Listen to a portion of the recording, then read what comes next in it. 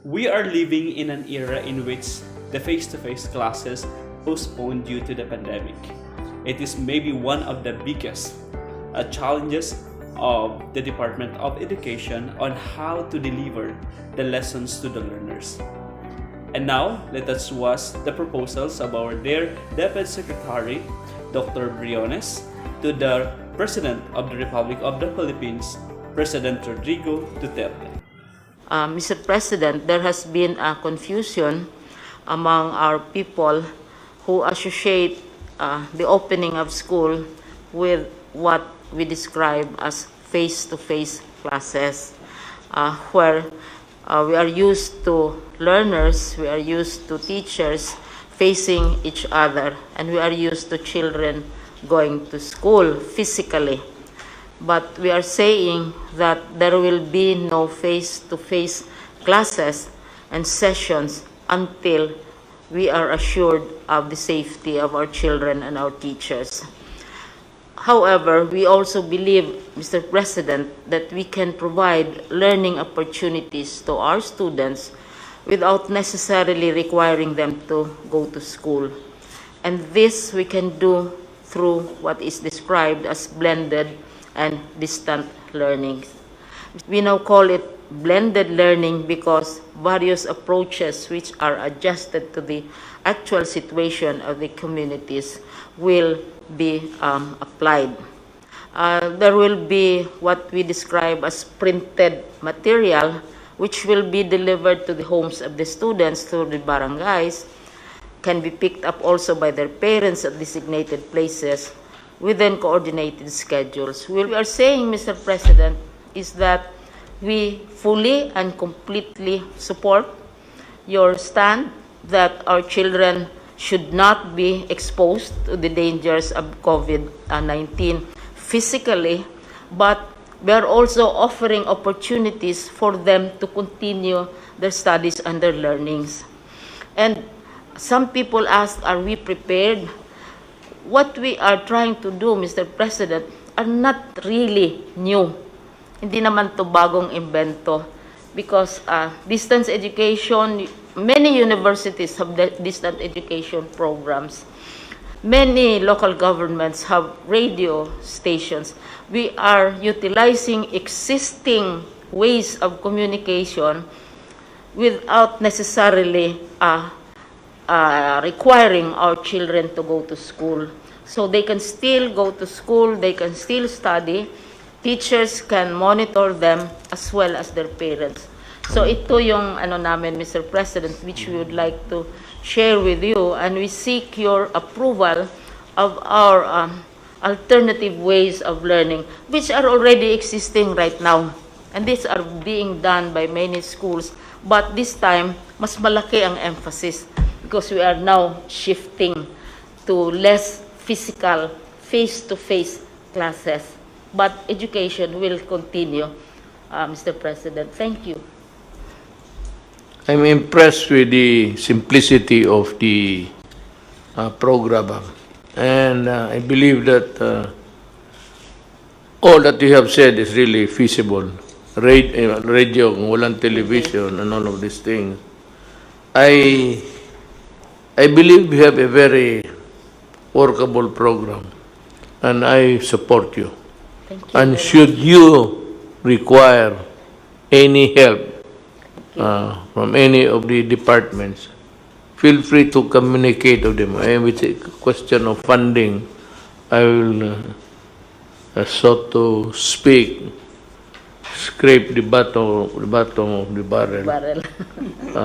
Just to, well, kung wala na tayong pera, edukaran lang natin sa edukasyon sa mga bata.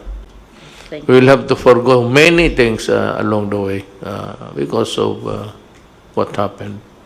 But education, I think, if it is compromised, it should be negligible, so that it should go on, because the future of this country depends on how we educate our young people nowadays.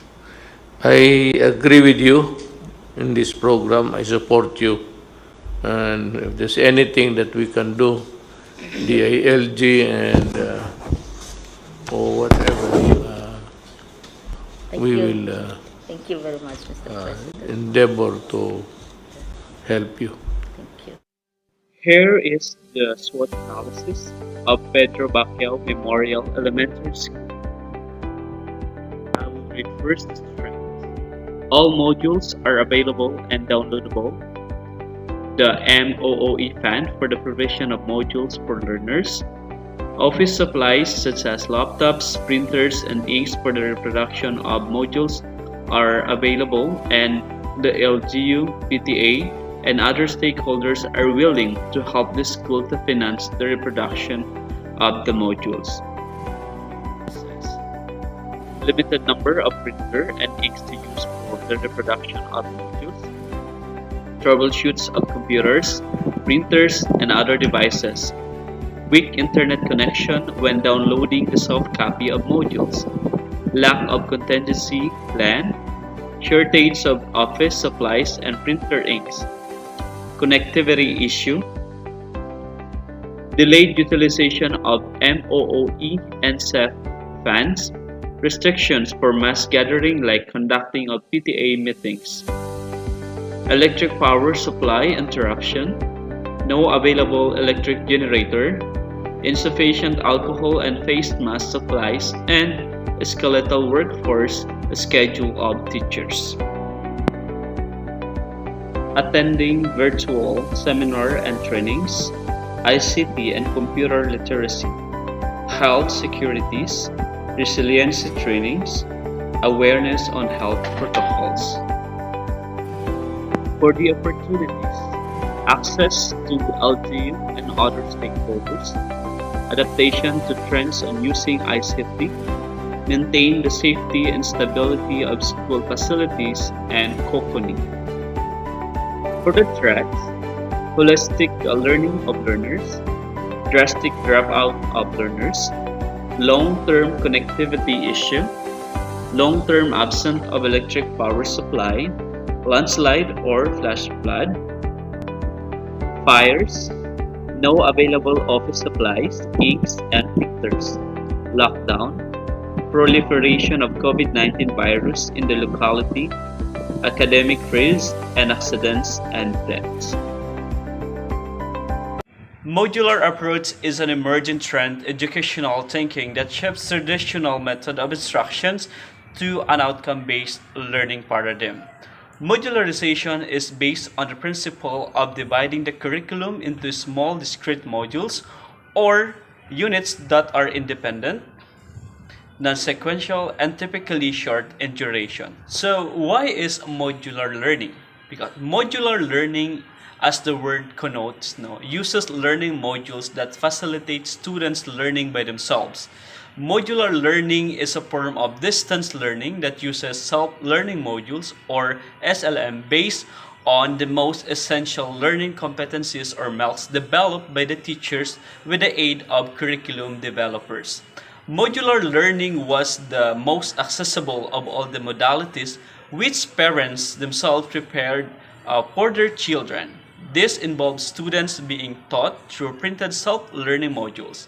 Education Secretary Leonor Briones called the modules the backbones of distance learning. So now let's talk about the disadvantages of the modular learning that most teachers deal with recently. Number one, not all students do their modules wholeheartedly. Yes, this is 100% true as per survey. Most students do their modules for formality purposes. It is very devastating in the part of the teachers to know that students are taking modules for granted. The truth is, teachers don't have the ability to foresee their students in the premises of their homes. Number two, some parents spoil their children and do the deed instead of their children. Many parents spoil their children by doing the modules all by themselves. Parents are the one who should inculcate the value of patience to their children. Some of the parents hire tutors for their children and the tutors answers all the modules. Number three, Some students tend to copy their answers from others without reading the module. Students are now techy enough and they use it to their advantage. They make group chats on their own as pass the answers from one to another and copy it. This sounds very obvious because even during the face-to-face classes, students do it all the time. Number 4, many students said they actually never learn from the modules. Yes, this is very true and sad at the same time. So more students say they didn't understand maths, what is in the modules. They even have difficulty understanding lessons during the face-to-face. Modules are for formality costs and not internalized by the students. For formality costs only, students suppose should understand their modules, but the opposite reigns. It is more difficult if the parents as well can teach or answer the queries of their own children. The reality may be so devastating, but it is also the truth. Only time can tell when this pandemic ends. The present situation may be annoying, but let us motivate ourselves to still stick to our goals. Education should not be stagnant because of this pandemic. Scholars generally agree that modular degrees have many advantages for students in terms of their capacity to offer flexibility, choice, access, and mobility.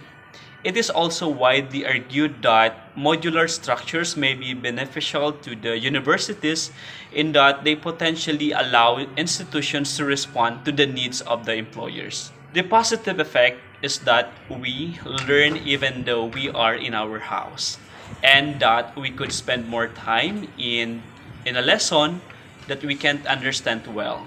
The negative effect is that others might be cheating and not really learning.